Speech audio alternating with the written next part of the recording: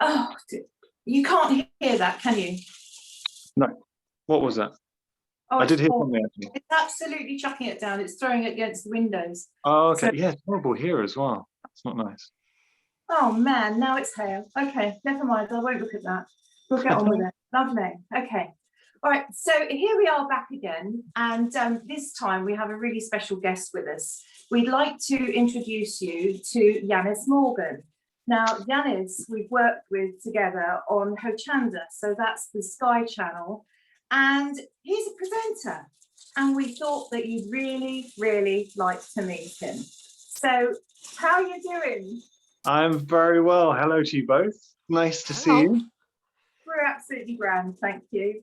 So delighted to see you. Oh, now guys, I actually subscribed to your YouTube channel and I watched the first episode. I was very impressed. Didn't know, Denise, you did Landscape Artist of the Year, Sky Landscape Artist of the Year, which is amazing getting to be on that. That was cool. Full of surprises. Yeah, I was really impressed by that. So I'm genuinely looking forward to the next episodes coming out and seeing what you guys get up to. Oh, thank you very much. Well, it's really, really lovely to have you with us, and thank you so much for agreeing to join us. First thing we wanted to ask you is, we know you have a brand new little baby boy, and so I wanted to ask how you are, how your son is, and how your wife is. Very well. So my little boy Archer, just before we started the interview, I brought him in to say hello to Denise and Sharon. He's a good boy. No, he's lovely. He's totally changed our lives around. So being a parent is very, very different. My wife and I are sort of sleep deprived constantly, but we wouldn't have it any other way. He's lovely. They are beautiful when they're that age. I don't think I slept for 2 years.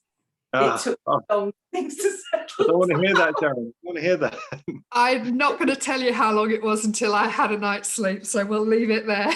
Oh gosh, this is even worse. You are going to be absolutely fine. It's going to be. I do miss sleep. It sounds very cliche, but just having a full night's sleep. We occasionally one of us will like retreat into the bedroom and try and have a little bit of a rest while the other one's looking after him. But see, working at HOCHANDA, and I know you guys have been on early shifts as well, and the TV world. I have to get up because at HOCHANDA, I know we're going to chat a bit about HOCHANDA later on in the interview, but you have different shifts. And if I'm on an early shift, I'm up at 4 in the morning. So I know what it's like to be tired. It's a lot worse with the kids. You're just constantly tired. It's like being on a perpetual early with no sleep. But it's great. I do love it. And it makes it worthwhile when they kind of look at you and smile. And he's got to the point now, he's 13 weeks. And I think he's self-aware of his body and of us as well. So if we come into a room, he'll beam and laugh, and he seems genuinely pleased to see us, which is nice. Oh, bless him. Yeah. And it's only going to get better. The more he grows, the more he will interact with you. Yeah. It'll be interesting seeing his own personality coming through. So that's the big news in my life, but it just dominates everything. Literally before, so I had New Year's resolutions. I started in 2020. I started, I was learning Greek, I was learning the guitar, and it was all, every day, and all of that out the window now. Just they call it like baby brain. I think, is it mum's meant to suffer from baby brain? I've got baby brain as well. So you're just, you're forgetting things. I don't have time for it at the moment. I think you saw both Sharon and I laughing when you said you had New Year's resolutions and a baby. It's just like, not happening. Well, it was all going so well. It's like literally the very first time I committed to something, and it was all working. I was like, this is great. And then so that was in January, and then we found out Archer was coming in March, and then lockdown happened. It was really odd. So it was odd. It was good and bad because my wife, she got to work from home, and at the start with morning sickness, I think she was grateful to be able to just be at home and not have to be traveling into London for work. But it was just a really weird one. And then with the actual, I couldn't go to any of the scans during lockdown as well, which was, that was annoying. And even for the birth, when she went in, I had to wait outside first. And then 2 hours later, they called and said, okay, you can come in now. There had to be a certain point where I was allowed in. So I was just sat outside in the car, like waiting to go in. So it was a weird experience, but it all turned out great in the end. That's tough, actually, isn't it? That is tough. And being away from a youngster like that, when you go to work, I don't know how close you are to the centre of your work with HOCHANDA. Do you have to travel up every time, or do you stay away from home? What do you do? No, I travel every day. It's and it's a 3.5 hour round commute for me. So, and that's with no traffic. So thankfully during lockdown there were less cars on the road, so the commute wasn't too bad. But now the cars, normally I'll hit heavy traffic one way or the other depending on if I'm an early or late shift. But yeah, it's a long time in the car. So I live just outside London, and HOCHANDA is sort of based in Elmdale. So it's about an hour and a half for me. Yeah, it's a long journey, isn't it, really? Yeah. So that means, presumably, you land up on the M25 car park. No, I don't. I managed to avoid the M25. It's the M1. I go on the M1 back routes, but in saying that, the M1 that can be a little bit sketchy. A couple of years ago, I was on the M1 and I had my my car written off, so I was stuck. The cars in front were stopped. I stopped, and the guy 2 cars behind me decided they weren't going to stop, plowed into the back. And it made me nervous for first time in my life driving for a good few months. If I was on the motorway and anyone was braking, I'm constantly looking behind me. But thankfully everyone was fine. I was okay. It was just my car that was written off. But yeah, do a lot of motorway miles. So I tend to do about 20,000 miles plus a year. But you guys travel all over the place anyway. You know. Much the same, really. Yeah, probably the same. It's not on a shift pattern basis, but it's when we do travel, we travel quite a way. Travel a lot. Yeah. How long does it take you both to get to HOCHANDA? Well, I've done it in anything. It's 2.5 hours for me, but if I get a bad journey, I have taken 5.5. Oh, see, that's horrible. So you see, you could fly somewhere for that. You could be in Spain or somewhere. I know. It's not funny, is it? Because it means that it extends the whole thing, because I can't just think to myself, I've got a show at 3 o'clock this afternoon, I'll leave at 10. Because if that happens, you're really, really up the creek, because we're required to be there, aren't we, 2 hours beforehand in normal circumstances. Do you have to be there early before a shift? I mean, so yes, we'll get there an hour before our shift, and then we always have, before every show, there's a prep meeting. So we'll go and we'll prepare.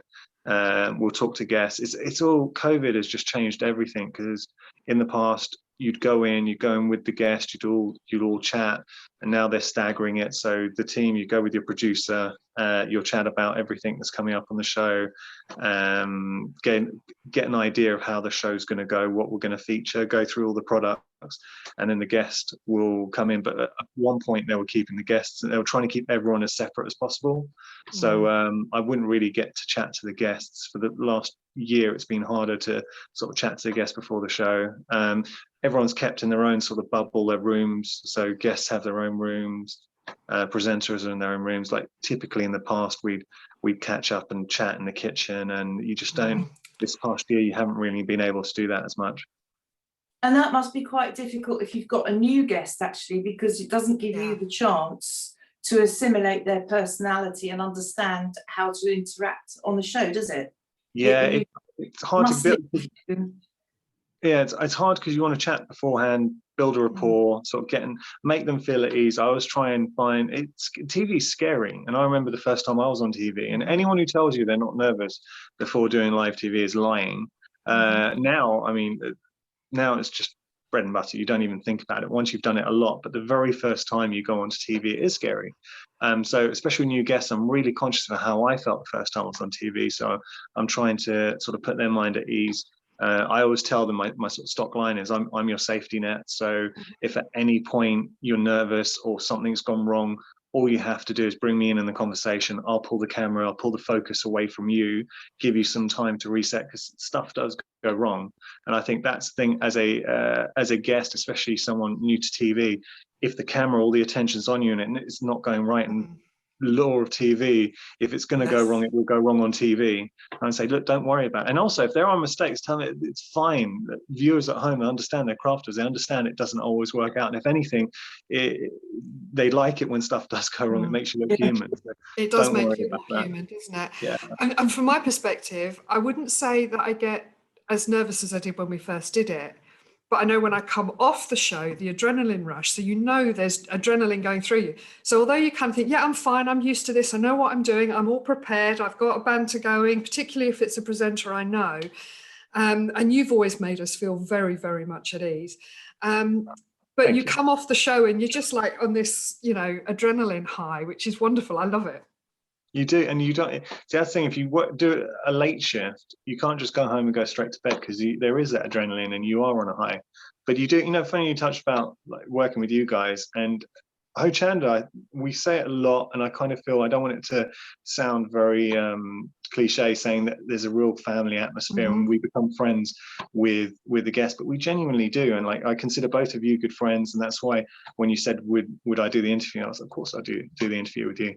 So you get to know the guests, and I think that's nice at the presenters. There's not a divide. I know other channels, I've worked at other places where a presenter is brought in last minute, doesn't really get to chat to the guests, and it's kind of very much on screen. You think that they're great, and then they disappear, and that's it. We get to chat and we get to build up friendships with guests at HOCHANDA, and I think that it comes across on screen.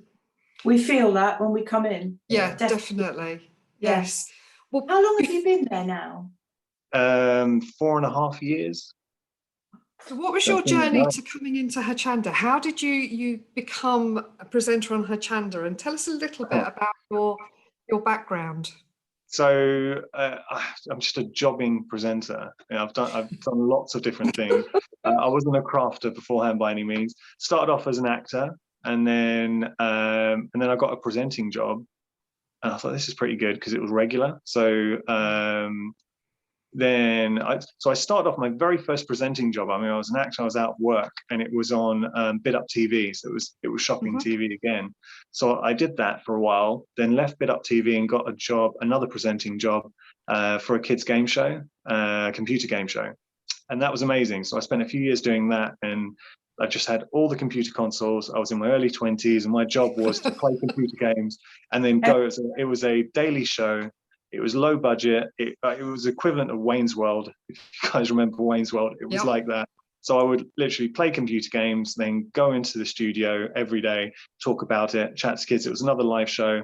All the shows I've presented have been live TV. And I think if you can do live TV, you can do anything.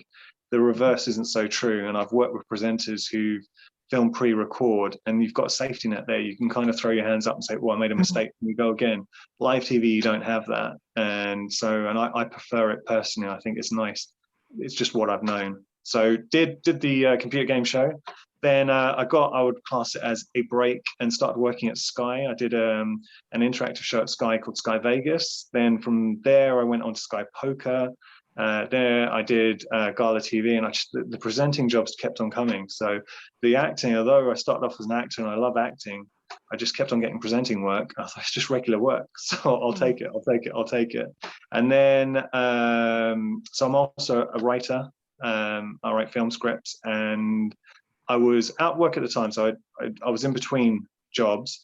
And invariably in our industry, you get to know a lot of people. You know a lot of producers, presenters, and a producer who was working at HOCHANDA said to me, look, we're looking for presenters. Would you consider coming in and doing an audition? And at the time I was out of work, and I thought, okay, I'll come in and give it a go. And I really liked it. So I went in, liked the whole team. What I like about it is it doesn't feel like shopping TV to me. I was a little bit hesitant getting back into shopping TV. And I didn't, because it is a bit stigmatized, and you think sort of cheesy, selly telly. And went there, and it was a craft channel, and you could see it just felt like chatting to friends, seeing craft demonstrations. We obviously talk a bit about the product, but the main focus was on the demonstrations, and I really liked it. And I started off initially as a freelancer, and then they asked me if I wanted to become staff, and I thought, no, I could do this, and the rest is history. Oh, we're glad you did. Wow, definitely. We visit, don't we? Yeah. Love it. It's one of those things when we come onto the show beforehand, we don't always get the information because we're third-party demonstrators. It's not our products we're demonstrating. So we don't always get all of the information before we turn up. So we don't always know who we're going to be with, who's the presenter on the shows that we're doing. So when we get there and we see who we're with, it's just like, yes, when it's somebody we know and really like yourself. That's good. It's natural, and I think everybody, you do find that you get close with certain guests and you develop a real rapport. I think we've got a good mix of presenters too, so it's nice that everyone offers something a little bit different. Very true, very true. We are very curious to know how on earth, when we have our production meeting, it's all laid out on this long set, and you are faced with, I know for a fact at one stage I had 120 pens on that table. How on earth, when you have that production meeting and you walk down with the guests and we're saying to you, this does that and that does this and this does this, and you can use that for this, and you've got 5 minutes to do that, and you the presenters take all of that on board, how on earth do you stand there 10 minutes later and sound as though you know exactly what you're talking about and exactly what it all does? I have It's nice of you to say so. I think a lot of it is blagging, but equally you build up a memory bank. So when we start working with products, when I first joined HOCHANDA, I remember watching some of the presenters and hearing them talk about embossing powders, gilding flakes, and thinking, what are you talking about? How do you know this? You know, I was just amazed that they had all this information. Because we're doing so many live hours, and you very quickly start building up a reservoir of information, a memory bank that you can draw from. So that helps a great deal. So we do, and we all become crafters. And I was not a crafter before I joined. You can't help but get bitten by the craft bug. So a lot of it, you do, my presenting style, and I would imagine all the presenters are similar. When we do hear, when you've got a guest as knowledgeable as yourselves talking about product, I will listen, I'll pay attention, and I'll try and glean the bits. When you say something and it really resonates with me, I think that's a really good point. I'll remember that. So then when we do go back down the counter by ourselves, because if anyone who's not watched HOCHANDA before, the way it typically works is we'll go down the counter where we've got all the products laid out. We'll talk about the products individually with the guest, and then we'll go to a demonstration.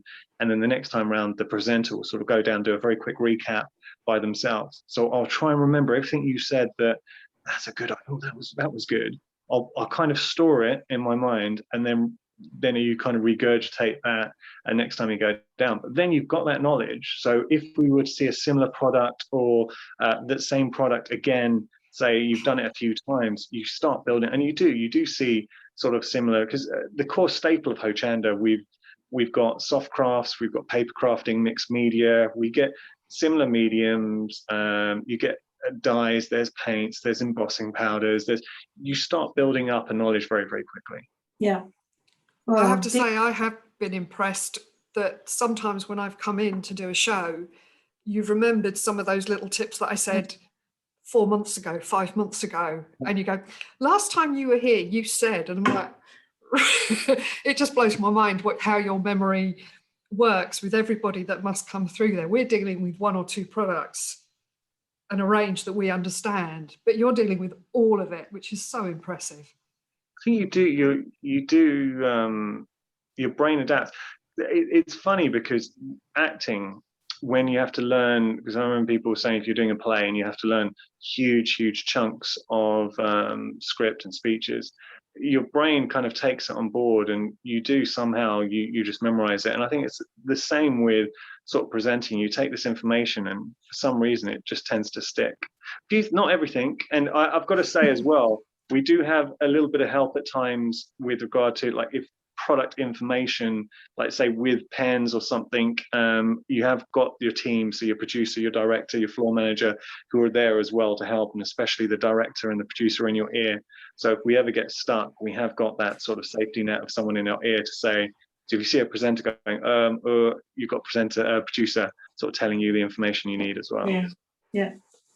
I always remember Alex saying that most presenters were schizophrenic because they're talking to the guest, they're thinking their own thoughts about what they're doing and what they're going to say next, and yet you've got somebody still in your ear, haven't you? Plus, actually, you've still got the person behind the camera who might be giving you directions too. I don't know how you do it all. You've got to take in a lot of information. I haven't heard Alex say that, but that's a good point. You're having to take on a lot of information. You develop selective hearing because you're having to listen to your producer who is giving you information, and you're not going to be able to just blurt it out straight away. So you finish your conscious thought while taking that information in, and then you kind of regurgitate that as well. But ages ago, I remember reading a report, and apparently with presenters, they did a little test on the brain, and your brain does adapt. So you can take on this information. One part of your brain is taking on the information while the other part of the brain is dealing with what's going on in the present. But apparently it's called talk back, having an earpiece and the producer in your ear. But yeah, your brain does adapt. In saying that, I've developed selective hearing. My wife, she'll be talking to me, and sometimes I might not be listening. So she tells me it's fine. Yeah, it's known as selective matrimonial deafness. It's something that you can actually. It's a technical term called selective matrimonial deafness. I think I suffer from that. I've got to see someone about that.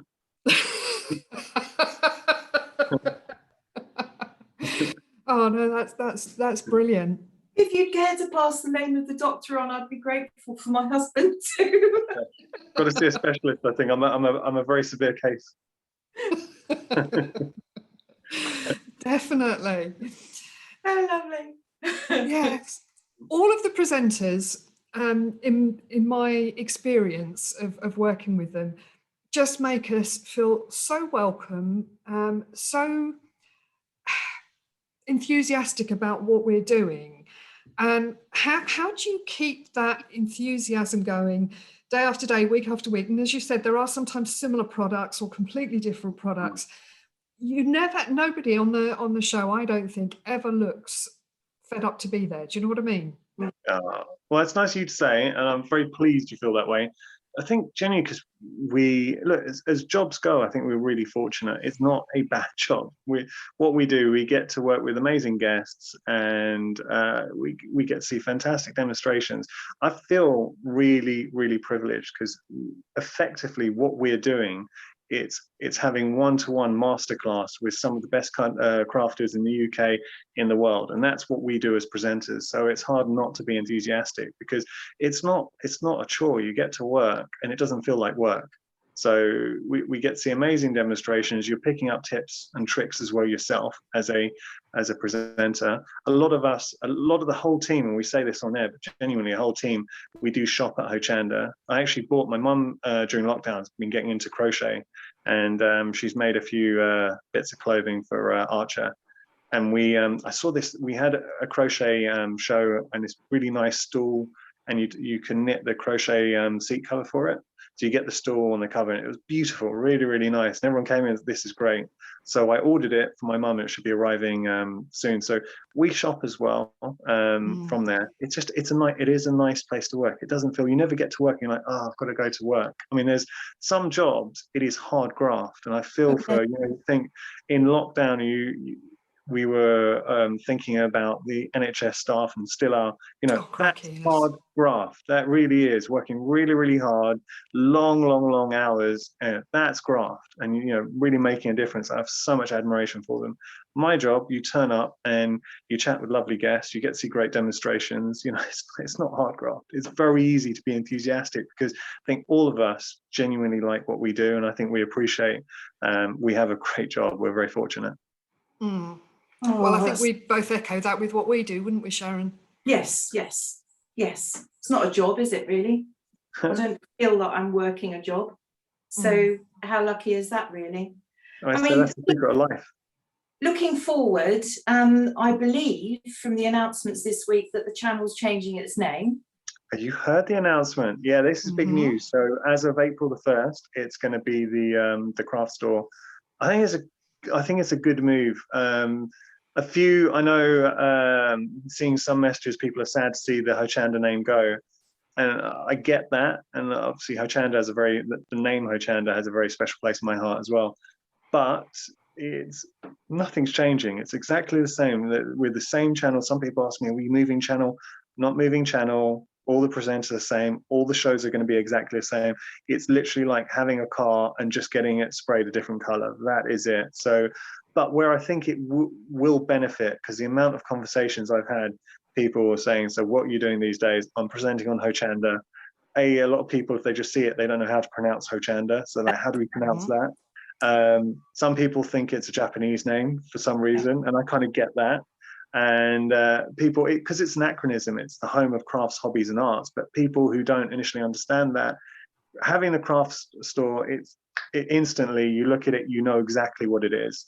So I think for anyone new to the channel, they won't miss us, which is good, because what we don't want is people maybe going down the Sky Planner or wherever you're watching us, Freeview, seeing down the guide, and then just seeing HOCHANDA and not getting where we are. At least the craft store, you'll know if you're a crafter, this is a place for you. Yeah, I get that actually, because with clients that we have, and we tell them that we're going to be on the channel, when you say the name, they look at you askance, and you always have to explain it. So not having to explain will be really cool. And it might mean that people are more likely to pass the word out there to their friends. It's easier. It's easy to remember. Yeah. Because the amount of times we've been at the NEC, feels like forever since we did a live show. But when we're at the NEC and I'll be talking to people and they'd come over, and the NEC, we did the craft show at the NEC, that is our core demographic. I mean, we are a craft channel, and so many crafters, we're a channel for them. You got to think, as crafter thing, I'd love a dedicated craft channel. That is what HOCHANDA and the craft store are. And they haven't heard of HOCHANDA. I think I'm amazed. I was like, have you not heard of us? You know, so it's nice that now hopefully the name will get out. I mean, considering we're only as a channel 5.5 years old, it's what HOCHANDA's achieved in that time has been phenomenal, and I've seen it grow. So I joined about a year after, just a year after it started. No, about 6 months after it started, and so I've seen the full evolution really of the channel from where it goes. And the hardest thing, starting a shopping TV channel, it's very, very hard. And typically most shopping TV channels tend to fold within the first year. So for what HOCHANDA have achieved is incredible. And it just goes from strength to strength. And the brands we're able to offer, I mean, international brands now, it's really impressive. I remember when they moved from the original premises to the new premises, and it just kind of took on a new polish, didn't it? It was just so much has gone on. It's been incredible. Moving to new premise, so dedicated building. They built the studios for HOCHANDA, and it was a massive investment. But that was incredible, and I remember the move as well. Well, didn't they do the move overnight? Because you were on TV, till 7 o'clock one evening, and next morning you opened on the, so that everything moved overnight. And when we initially came in, because there's 2 large studios, we have Studio 1 and Studio 2 in our building, and we were just in Studio 2 initially, which is the smaller of the studios, and then we moved on to Studio 1. But it was, I mean, the logistics of doing that were incredible. I mean, I didn't see the overnight bit. That was the team behind the scenes. But I remember coming into work the next day, and the whole team, everyone was excited for the new studio. It's like moving into a new house. You're getting around, looking around, seeing everywhere. So that was really exciting. I remember I had a show. It might have even been the first morning, but it was if it wasn't the first morning, it was the first time that particular set in the studio had been used when I was there. And I was doing a Pebeo show, and you know how sticky, and if you tip over a part of that paint, it makes quite a mess. And you had all these brand new worktops and all the surfaces, and I was terrified I was going to do something that was going to mess the set up. But I do remember that very, very early doors on the new studio. And they're constantly evolving, and the sets now, they're just getting better and better. But so many stories, behind the scenes. And I remember we had a situation, I remember, where some large suppliers went to a sort of different channel, rival channel, and that was a big thing, and everyone was like, ooh. And then the rumor mill going as well. And one thing in HOCHANDA, I've got to commend HOCHANDA. They always kept a very dignified response, because I mean, we heard behind the scenes, and we'll never talk about this on air, but there were rumors, and certain people were spreading rumors saying HOCHANDA was going out of business, and then the sort of dealings behind the scenes, and none of it was true, but it was frustrating. So coming into work, and that was a really tough period for HOCHANDA, because they had to it was the best thing that could have happened to HOCHANDA, and you guys would have seen it. So you know, coming into HOCHANDA throughout all of that. But I think what happened with HOCHANDA, it was a big shake-up, especially for a new shopping TV channel. But what it allowed HOCHANDA, I think it was the making of HOCHANDA, because it allowed HOCHANDA then to let in diversify. So rather than a select few big brands sort of dominating the schedule, we have such a lovely mixture of I mean, all levels, but it's more these small family businesses that were able to come in. And so all of a sudden now every hour was different and diversified and bringing in new stuff, and it was fresh, and it was challenging, but I think the absolute best thing that could happen. And now just looking at where we are now as a channel, it's amazing. It's a team effort, and behind the scenes, they work so hard, the team. They do. The whole team is amazing, and we've both said before how impressed we are with the whole team. Can I just ask you, with what you were saying about all the new products coming in the smaller companies, do you have any favourite products or favourite companies? Do you know, what I tend to do. I like yourselves. There's certain guests that come in. You always look forward to seeing them. I would say, with regard to companies, I don't have favourite products, but I tend to go. I don't know if other crafters will go through this. You go through a period where you start using or doing stuff. So I have a lot of companies that I love, and I'm fortunate that we get to play with the products as well. So when you're talking about actual products that I love, I mean, stamps obviously, and it's more you're sort of driven by the actual designs there. Product wise, for instance, now the Crafty Devils have a new crackle that I've been using that's really, really good. So I'm tending to put that on everything. So I tend to go through periods where you discover something on air and you're like, this is fantastic. So I'm going to use it. But we genuinely have, so there are so many companies like Leblanc. You use stuff from Leblanc, you love it. You've got Pink Ink, and then I love their stamps. Or you got Studio Light, but then you'd go to Rowan-Dean, and they do beautiful. Katrina does beautiful embroidery kits. So there is so much on there. All I would say at the moment is my crafting.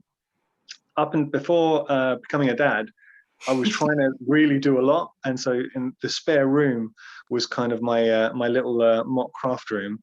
That now has been taken over by Archer, and my crafting times, I just don't, I'm so busy. So going to work, coming back, and then days off, it's kind of involves sort of looking after him. So I'm not crafting as much at the moment, but I'm still, when I get a few moments, I'd have a little bit of a play. You'll get back to it. It'll only take 10 or 12 years. It'll be fine. And the next 18 years, I'll be back to it. Well, in actual fact, I mean, if you're brave enough, when the time comes, you'll get those things out with him when he's 5 and 6 to play with. I'm looking forward to that. Yeah, I love that with my own son. That's really when I got back into art, because he was looking for things to do. And I was saying, well, come on, let's get the paints out and we'll have a go. And suddenly you realise how much you missed something. And that got me back. And I think that would be maybe the same with you. Well, I'm looking. It's definitely something I'm going to do, and I'd love to. I know how much he'll enjoy it, because I know how much I've enjoyed crafting, and that's something that I think we can all relate to. So I am still buying. If I see something that I think he'll like, I'm buying it for him. The puzzle company come to visit us, and they've got a thing called the Magic Square game, and it's a great game. So played it on air with Scott. We were playing it actually in the presenter room against each other. Loved it so much, I bought it for Archer, and he's way too young to play it. I've played it with my wife, but I was like, did buy it initially thinking, when he's old enough, you know, he'll love this. So I do. If anything, I see anything, I think he's going to like that. And I know I've got the die cutting machine. I've got a huge stash of different mediums and papers and rice papers, and I'm just inks and all of this stuff. So hopefully when he's old enough, we can start having a play together. Well, if you need any help, you've got two people here who Just put a their shout. hands up and play as well. Okay, take you up on My that. Definitely. only tip I would say to you is don't make him colour within the lines, please.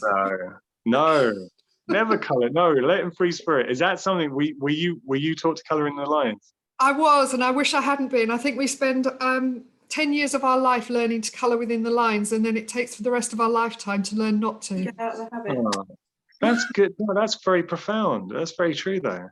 Mm. You shouldn't feel dictated. With crafting and art, there is no right or wrong.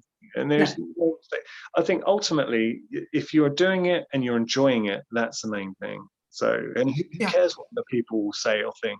I think we're hypercritical. We'll do something, and if something hasn't maybe gone how you wanted, your eye will gravitate towards it, and you'll know it's there. But someone else looking at it, they never notice. They won't see it. Don't tell them. We do quilting shows, and guests will talk about the fact, a little bit of detail there, and I never even noticed it. And that's something actually I would love to do one day, is get into sort of the soft craft side of things and quilting. I think I do shows like that, and I think it's fantastic. So creating the blocks, I'm always now making bags.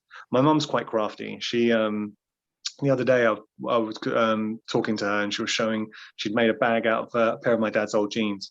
So I think he's going to miss the jeans.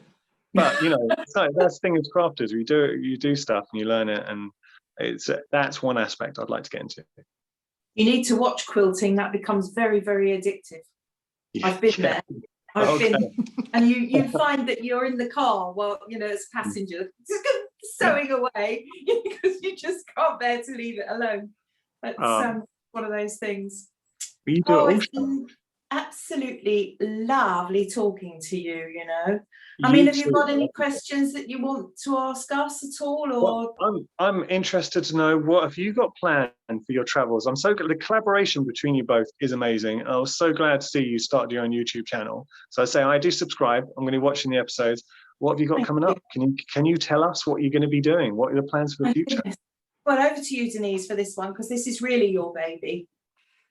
We have lots of ideas of what we want to do, and the premise of the Travelling Brush Dippers came about when we were in Cumbria and we were out and about painting in the beautiful lakes, and it was just amazing. So ultimately our aim is to get out and paint and film ourselves painting, and then have discussions over what we've been doing.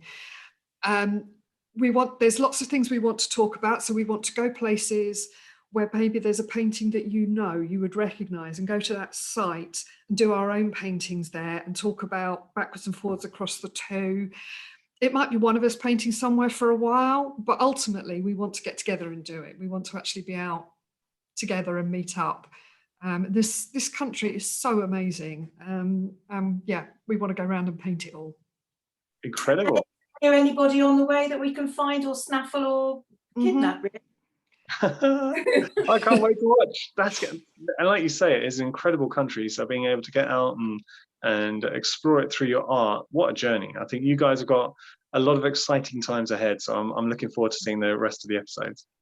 Oh, thank you. Thank you so much. And we're looking forward to coming back to see you at HOCHANDA. Yeah, hopefully. Tell us the new name. We need the new name. Oh, it's going to be, so as of April the 1st, it's going to be the craft store. Right, so everybody, we'll all be visiting the craft store, and when you go along there and you have a little look, there'll be Janice to greet you and to show you all the new products, and hopefully we'll be there too on occasions, won't we, Denise? We will, from time to time. We never know when we're going to get called in. We just get this phone call and then it's like off your pop. Have you got any shows booked in, either one of you soon? Yeah, I'm in on Wednesday. I'm in this week coming. Yes, yeah. Wednesday, I'm off Wednesday. Oh no, because we talked about this, because originally we were going to do this on Wednesday. I'm off on Wednesday. Yeah. And what are you going to be doing on Wednesday? I've got Derwent. I've got some lovely Derwent pencils and paper pads, and so I shall be scribbling away to my heart's content. Happy days. Just have to come and tap me on the shoulder and say, Sharon, you're supposed to be working. Denise, I still have the picture you did for me. Do you remember we were doing a show and you gave me the picture? No, have you? I do. And was that the one that you let slide a little? I did. I had to fix it because you gave it to me. I put it in the presenter room, and our shelf I thought it was straight. It wasn't. And then when I came back to it, I did fix it though. So yeah, it was that little. It's like a French bulldog, with a Yes. dirty, it was like a dirty paw type technique. Yes. Yeah. Yeah. No, I do love the dirty paws, and hopefully I will be back in with Pebio at some point soon. But yeah, I haven't got any dates at the moment. Amazing. Well, I look forward to seeing you both, and it's been an absolute pleasure chatting to you. And anytime you want to chat again, feel free to give me a call. Thank you so much for joining us today from everybody. Thank you, Yiannis. You're a star. Pleasure. Okay, see you later. Bye-bye. Bye.